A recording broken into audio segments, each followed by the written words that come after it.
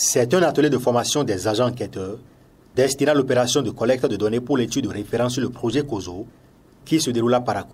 Cet atelier permettra d'assurer la formation de ces agents venus des 4 départements du Nord afin de contribuer à une compréhension adéquate des protocoles et des outils de collecte des données, faciliter l'adaptation des outils de collecte de données pour répondre efficacement aux besoins spécifiques dans les différentes zones de l'étude et autres. L'atelier d'aujourd'hui consiste à former les agents enquêteurs que le projet a confié, un travail que le projet a confié aux consultants pour collecter les données de l'étude de référence.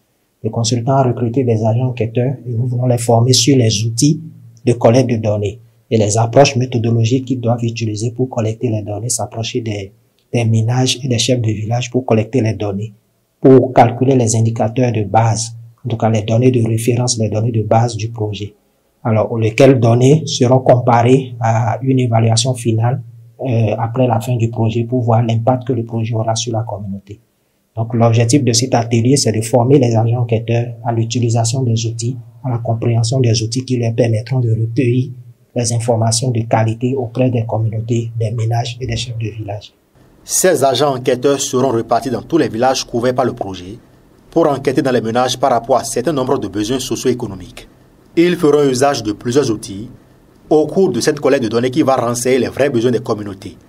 Les outils qui seront utilisés, il y a les fiches d'enquête ménage, les données qui seront collectées sont diverses. Il y a les données au niveau agricole, les données au niveau des infrastructures dont ces ménages ou ces communautés auraient besoin. Les données comme infrastructures, c'est en matière d'hôpital, en matière de structure pour pouvoir par exemple stocker leur production, en matière même si possible d'infrastructure pour pouvoir faire écouler donc leur production vu la situation dans laquelle ces villages se trouvent temporairement.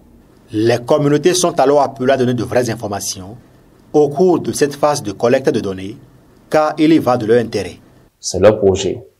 COSO, tout comme le PSDCC, tout comme le Access, tout comme le PNDCC, c'est des projets qui ont été développés selon l'approche du développement conduit par la communauté. C'est leur projet, c'est pour eux.